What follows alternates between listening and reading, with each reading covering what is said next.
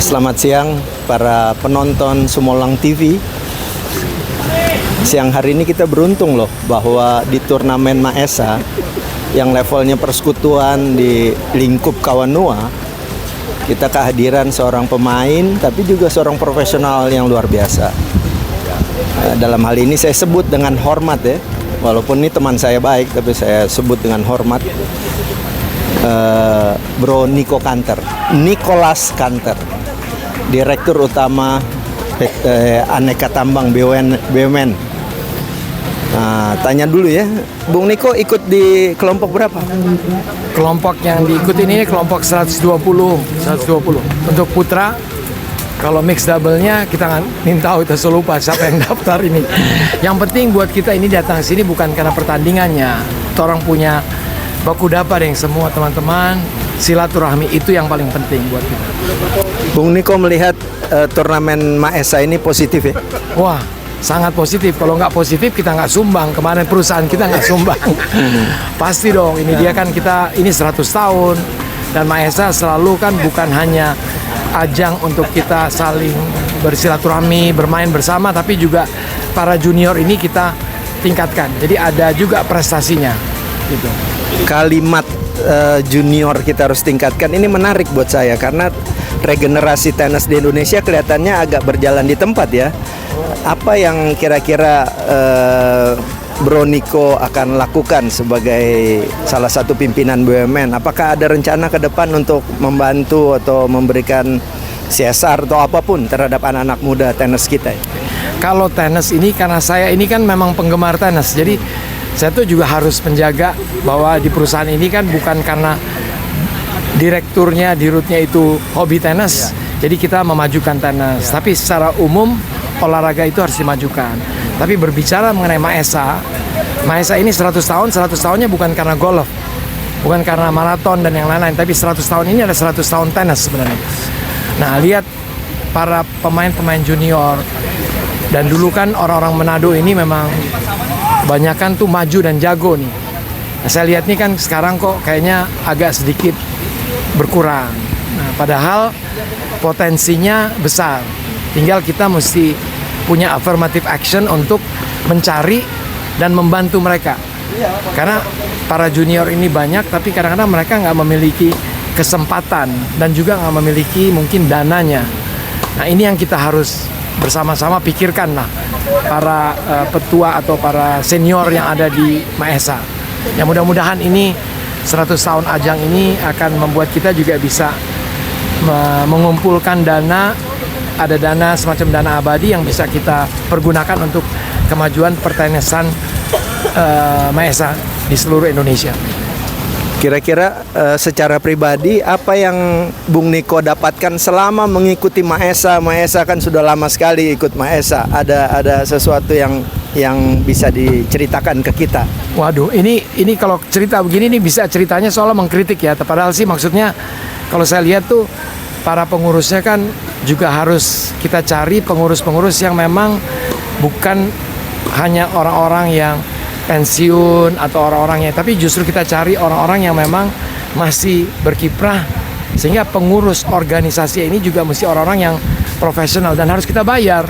Jadi itu yang saya bilang, jadi orang-orang itu jangan hanya pro bono gitu. Kalau pro bono ya dia juga menyediakan waktunya seada waktu yang dia miliki. Itu aja mungkin. Dua terakhir ini. Peluang Bung Niko untuk juara kan besar sekali. Kira-kira apa yang akan dilakukan? Ini saya ini udah bolak-balik stres. Ini dia sengaja, ini karena ini musuh saya.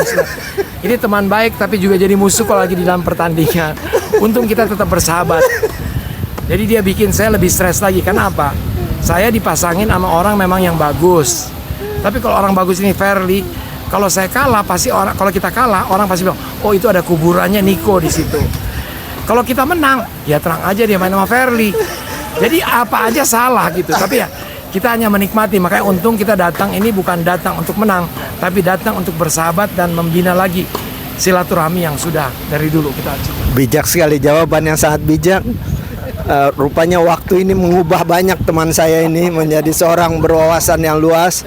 Terakhir buat anak-anak muda Manado dimanapun mereka berada. Terakhir, Anda kan salah satu pimpinan perusahaan BUMN terbesar di Indonesia.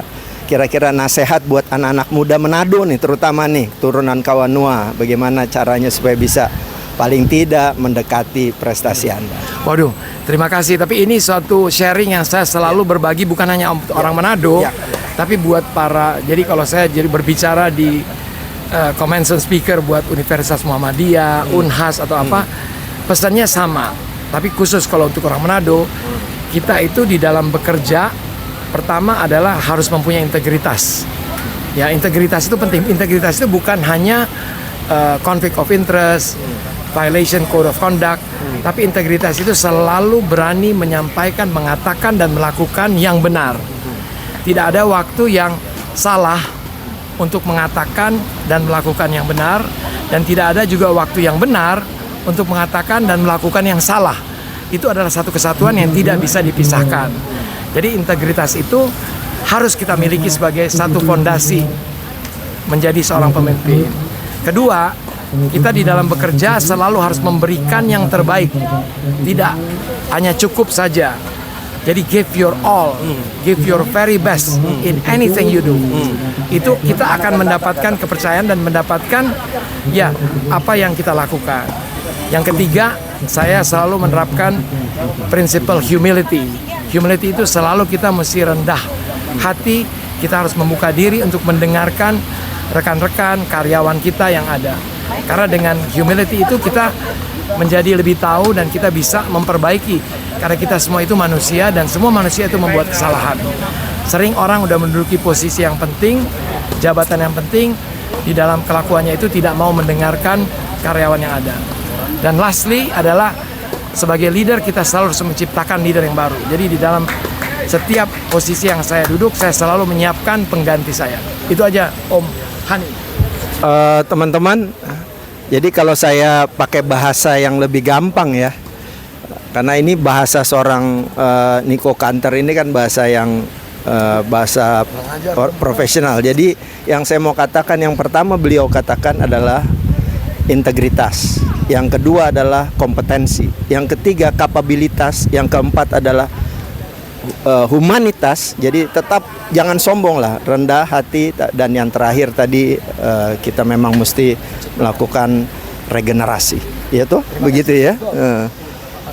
Terima kasih Bung Niko, sukses selalu dengan aneka tambangnya dan Tuhan Yesus memberkati. Amin, terima kasih.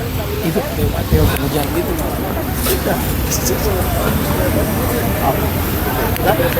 Musibah, terima kasih Sumolong TV ya. Sumolong TV mengucapkan terima kasih kepada Bung Niko Kanter.